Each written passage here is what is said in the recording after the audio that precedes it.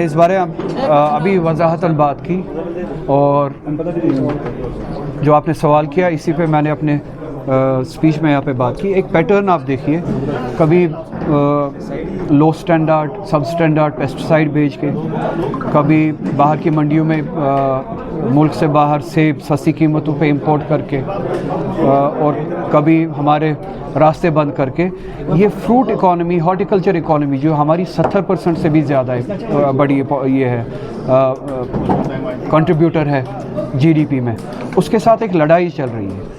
Horticulture, agriculture, allied sector 75% से भी ज़्यादा कंट्रीब्यूट करती है हमारी इकॉनमी।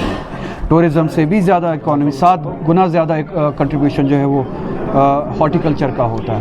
मगर आप देखिए एक पैटर्न है बाज़ाब्ता, हमारे हॉर्टिकल्चर के साथ लड़ाई लड़ी जा रही है।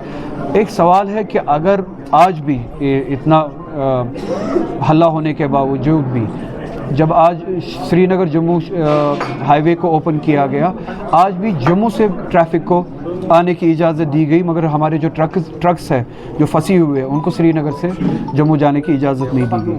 इसी तरह से पिछले साल या उससे 1 साल पहले हाईवे पे ट्रकों को रोका गया था, जानबूझ के रोका गया था, और जब तक हमारे प्रोडक्ट सड़ ना जाए, हमारे मेवा वगैरह सड़ ना जाए, तब तक ट्रक्स को रोका गया था।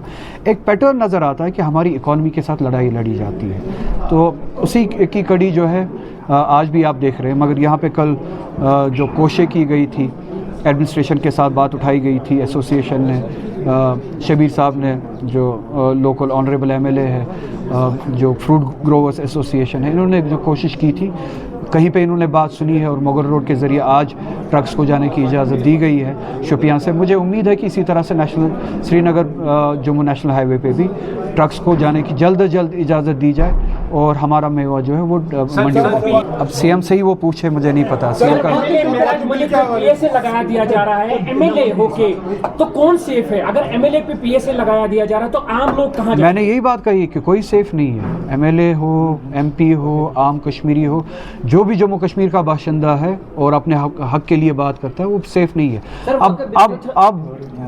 अब ये मुनहसर हम पे है कि हम क्या दूसरों की बर्बादी का तमाशा देखें, कि दूसरों के ऊपर पीएसए लग रहा है और हम तमाशा देखें, दूसरे कैद खानों में हम तमाशा देखें, और ये मुसीबत एक रोज़ हमारे सर पे भी आएगी। या हम प्रोएक्टिव होके एक दूसरे के लिए खड़े हो जाए और इस रिजीम के ख़िलाफ़ लड़े और इस पीएसए रिजीम के ख़िलाफ़ लड़े। आज एक एमएलए पे, कल एक आम शहरी पे, परसों एमपी पे, किसी दिन किसी और पे, ये हम सभी पे आना है। मगर ये तभी रुकेगा जब हम सभी हिम्मत करके इसके ख़िलाफ़ लड़ेंगे। जिन्हें हमने एतमाद दिया था वो शायद अभी भी समझ नहीं रहे, जिनको हमने वोट के ज़रिए एतमाद दिया था कि इस रिजीम के ज़रिए, इस रिजीम के ख़िलाफ़ लड़े, वो शायद अभी भी इस बात का एहसास नहीं हो पा रहा है कि इसके लिए हमें प्रोएक्टिवली खड़ा होना पड़ेगा और लड़ना पड़ेगा। तो मैं आपके ज़रिए उन तक भी ये बात पहुंचाऊंगा कि अब तो बेदार हो जाए, अब तो इस बात का एहसास हो जाए, अब तो इस बात के लिए तैयार हो जाए। अब अगर वो इस वक्त खामोश रहे तो उन पे भी ये बारी आएगी।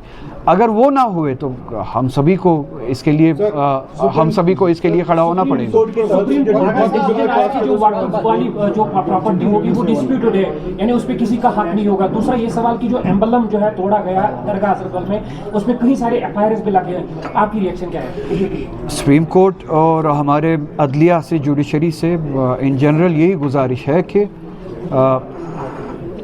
लॉ सब पे एप्लीकेबल होना चाहिए, एक ही पैमाने पे। हर किसी मज़हब पे एक ही तरह का लॉ जो है वो एप्लीकेबल होना चाहिए। अगर दूसरे मज़हब के जो इंस्टीट्यूशंस हैं, अगर उन पे नॉन मुस्लिम जो है वो गवर्न नहीं